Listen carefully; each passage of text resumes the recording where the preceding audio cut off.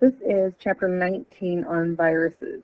I know this is kind of an odd place to have this particular chapter. It actually is chapter 19, so it was a little bit before we did biotechnology, but I put it after biotech. And I think the reason I kind of throw it in here is because they talk about viruses with DNA and RNA as their genetic material, as well as specifically the HIV virus that has reverse transcriptase as an enzyme. If you understand the current information that you learned about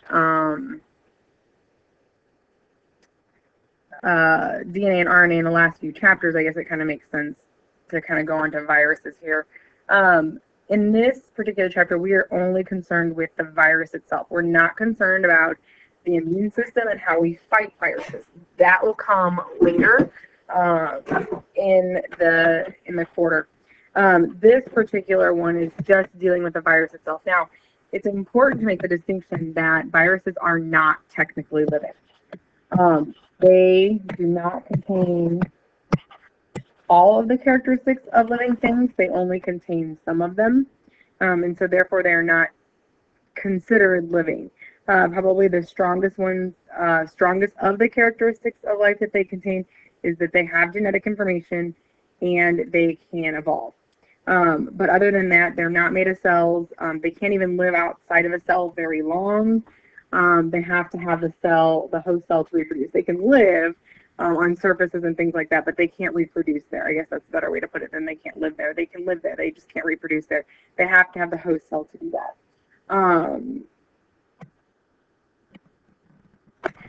When we really discovered these was when scientists were dealing with a tobacco mosaic disease. It caused tobacco plants to have stunted growth and leaves of molted mosaic coloration, so some discoloration. Early suggestions were that the disease was caused by an unusually small bacteria that could not be seen with a microscope. Viruses cannot be seen with the microscope. Bacteria can, but not, and even bacteria under like our microscopes are very, very small, but they cannot be seen with the kind of microscopes that we have. I guess I should be more clear. However, studies found that it did not behave like a bacteria. It only replicated within a host and could not be cultivated in a growth medium. That was a really important discovery because that indicated that viruses are not living. So here's this tobacco, and you can kind of see the coloration right there. A little bit blotchy, a little light in areas. And they actually took the sap on the plant and they filtered it, and then they basically trapped what they thought was like bacteria. So they used something they typically do with bacteria. They rubbed on the healthy plants, and then they became infected. So it wasn't a bacteria. That's why they kind of thought it was a small bacteria, because it actually behaved a lot like bacteria, like pathogenic bacteria, but it wasn't. You couldn't see it with a microscope. The tiniest of viruses are only 20 nanometers, which is smaller than a ribosome. A virus is an infectious particle consisting of nucleic acids, either from DNA or RNA, enclosed in a protein coat, and some are surrounded by a membrane envelope. Genomes can vary. They can have double-stranded DNA, they can have single-stranded DNA, they can have double-stranded RNA or single-stranded RNA. It just depends on the type of virus. We'll look at some different classes of virus here later. They can also be circular, linear, and some are even made up of multiple molecules of nucleic acid. The smallest viruses known have only 4 genes, and the largest have several hundred to 100,000.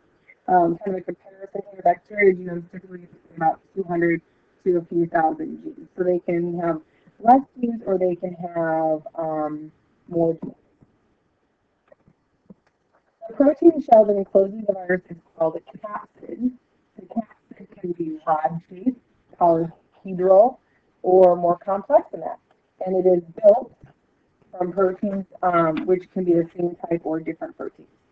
Some viruses have accessory structures that help them infect the host. For example, the membrane envelope, which is derived from the host and contains host cell phospholipids and membrane proteins. We'll look at this later.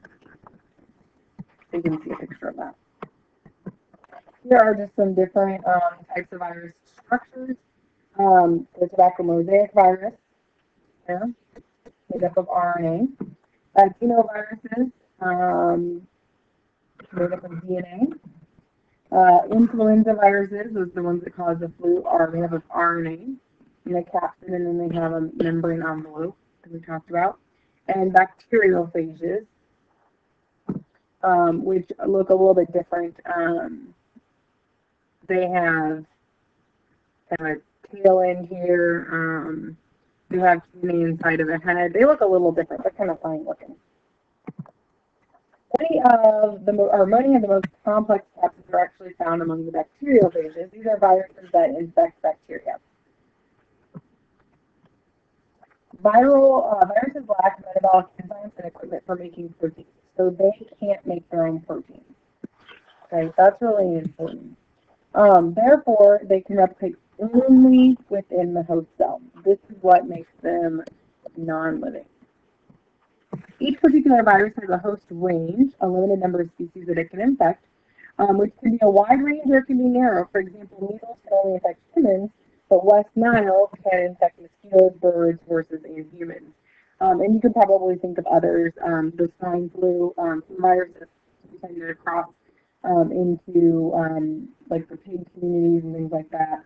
So a lot of those, they can go across multiple, and then some of them are very, very specific to one species or another. Viral infection in multicellular eukaryotes is usually limited to a particular tissue. For example, cold viruses infect the respiratory tract, and HIV infects the white blood cells. So we're talking multicellular eukaryotes, so things that are made up of lots of cells that have a nucleus are usually limited to a particular tissue.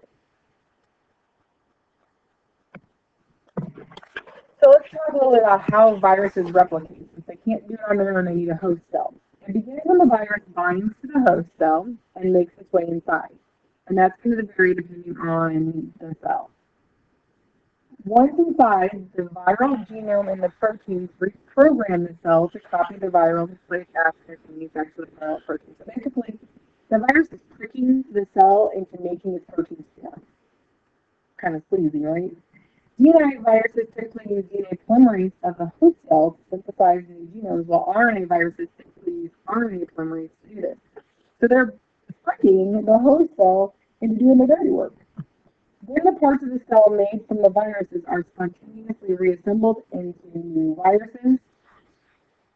In the simplest cycle of these viruses, then exit the cell, and in the process they destroy it, and then they go infect new cells. This is what gives you all the symptoms of things like the flu virus, because it's getting out there, it's killing the cells in that area, it's going and it's reinfecting more cells. So here's just a kind of a overview of that. One virus enters the host cell. This is the viral DNA, it could also be RNA. It's going to trick the cell into actually making its, or it's going to copy its DNA, it's going to trick the cell into making its proteins. And then they're going to be reassembled. And then it will leave the cell, oftentimes destroying the cell and go infect a different cell. So bacteriophages are the best understood viruses. They replicate by either a lytic cycle or a lysogenic cycle. In the lytic cycle, it ends in the death of the bacteria cell. A virulent phage is one that only replicates this way. Phage treatments have been used medically in some countries to control bacterial infections. Think about it. If you can get the virus into the bacteria, it will destroy the bacteria. Why have they not killed bacteria populations completely? Well, remember that bacteria are living. And so their goal, just as any other living thing, is survival and reproduction. That's the goal. So over time, they have evolved, and so have the viruses have evolved as well. And even though the viruses aren't living, because they have DNA and they have the ability then to mutate and change, they are also out for survival and reproduction.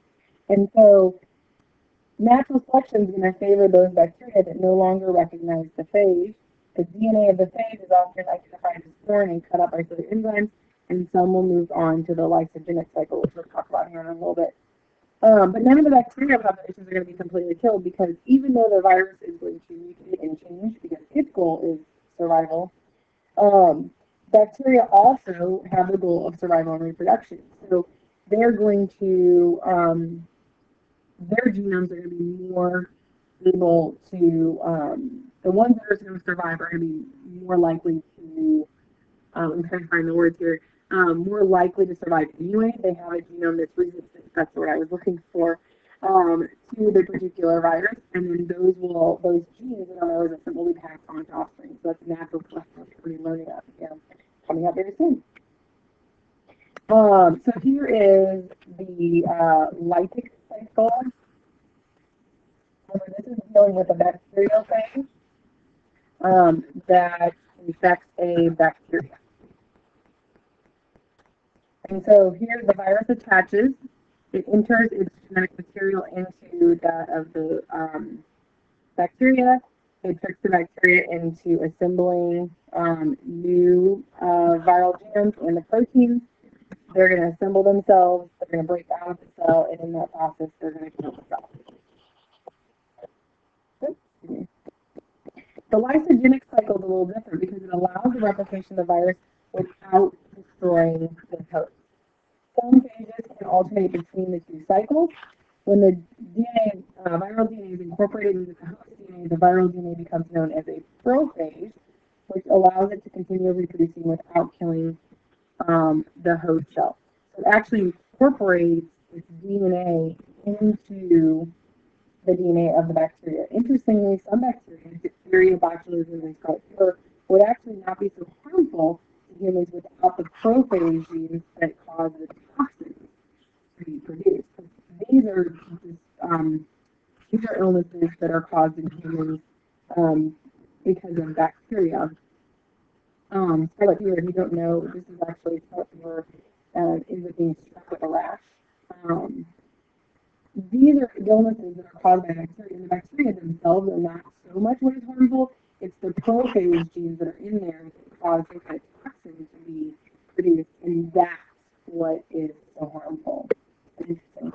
These are the two cycles, the lysogenic and then the lytic cycle. So we kind of talked about the lytic cycle.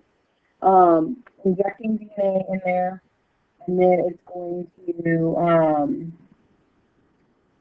make the parts, assemble the parts, and then break out of the cell, killing the cell. And the cell lyses, it kills it. That's probably the most critical piece of this cycle. The lysogenic is more of a dormant stage where the viral genome actually gets put into the genome of the bacteria. That's what we call that prophage. And then it just makes copies of it, and it continues to be incorporated in that bacteria, but it doesn't kill the cell. So you're going to get that replication piece, and it's going to continue on, but it's not actually going to hurt the bacteria. However, sometimes they can go into a lytic cycle after that. The viral genome is the way that viruses are classified.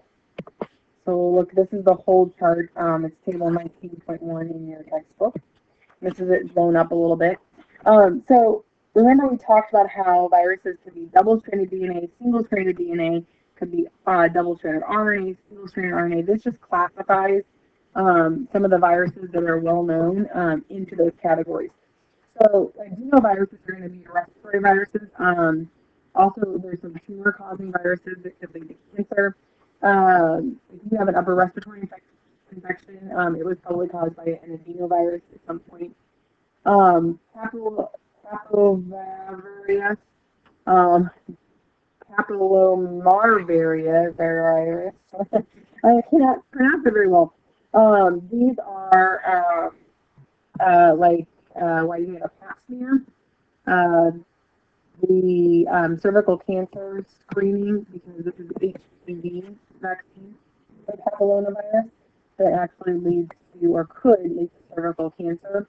And that's the same one that also leads to genital warts. And then the reason we have the H in front of it, the papillovirus, human papillomavirus or whatever, the human is because that one is specific to humans. You probably heard of that because now there's actually a vaccine for HPV that didn't exist when I was a kid, and that hopefully will reduce the cervical cancer cases.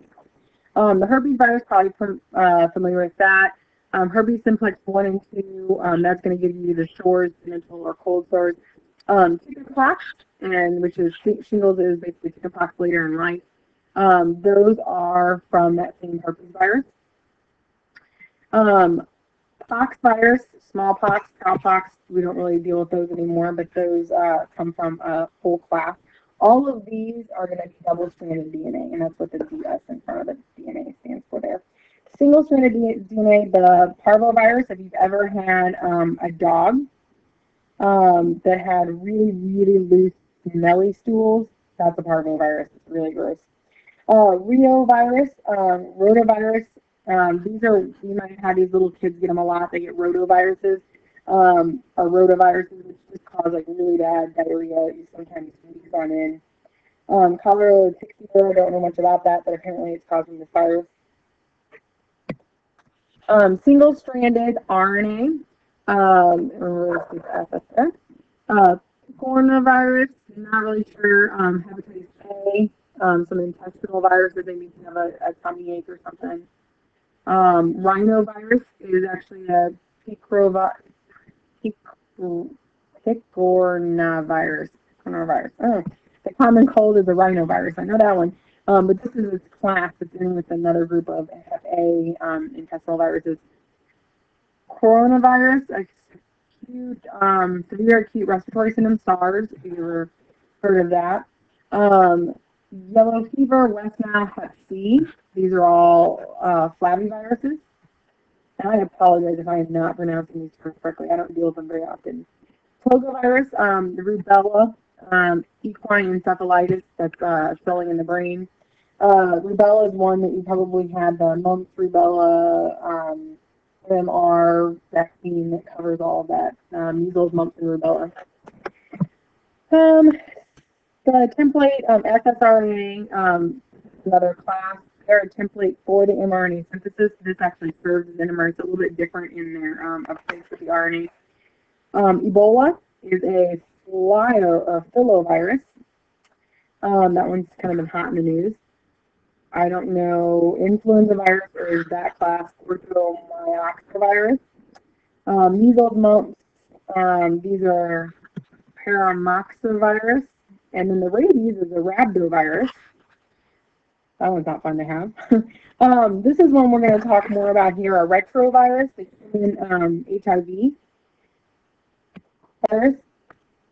Some viruses have an outer membrane that contains viral glycoproteins on the surface, which attach to the host cell. When the virus replicates inside the cell, the new virus fuses with the cell membrane, remember exocytosis, and that's where the virus gets its membrane. And so here is an example of that. This is the actual viral capsid and genome. Again, going through the process of reassembling the virus here. And then the virus is actually going to, in exocytosis here, and engulf this membrane. And so this membrane here is actually what was part of the cell membrane.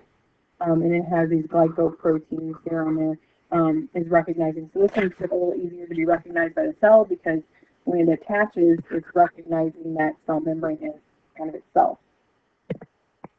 The herpes virus is interesting because the copies of the viral DNA stay behind in the nucleus of nerve cell. They remain latent until some physical or emotional stress triggers a new round of active production of the virus. Hence why sores are related to herpes come and go throughout a lifetime.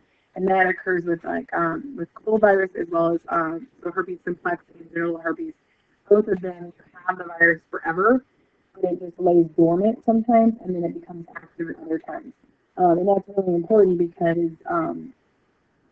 it's really triggered by stress and things. But it's a virus that you just can't really get rid of, but it comes and goes and it lays dormant in the nucleus of the nerve cell. RNA viruses, they're the broadest variety of RNA viruses are found in infected animals. The retroviruses are the most complex. The retrovirus that we're going to be really talking about is HIV. Retroviruses are equipped with an enzyme called reverse transcriptase, that's important, which transcribes RNA into DNA. So typically the transcription process is DNA to RNA, right? Yeah.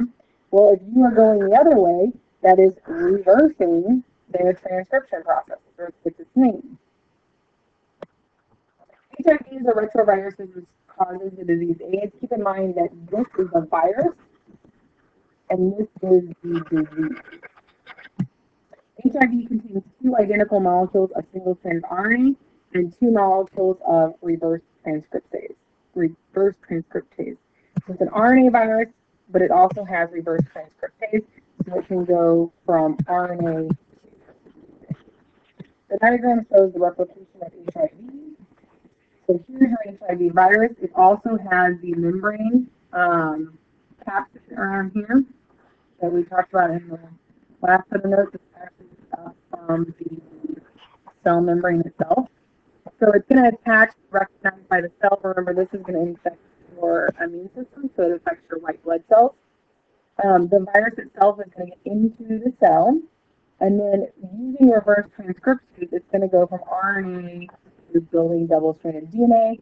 Then the double-stranded DNA actually gets incorporated into the chromosomal DNA. This is what is so bad about the HIV virus, is it gets in there and then it stays there, and then it does the same thing. It uses that DNA to create new viruses. They're assembled, and then it leaves exocytosis through the cell, and then easily picks up by another cell because of that membrane around it. How do viruses evolve? Remember, they're not living things, but because they contain genetic material, they can evolve. They do not technically fit our definition of living. For example, they don't need energy, they're not made of cells, they don't grow per se and develop, they change, but they don't really grow and develop.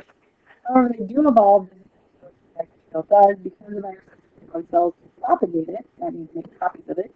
It is currently thought that viruses evolve after the first cell, so it would kind of make sense that if it depends on a cell to live, it probably didn't develop first.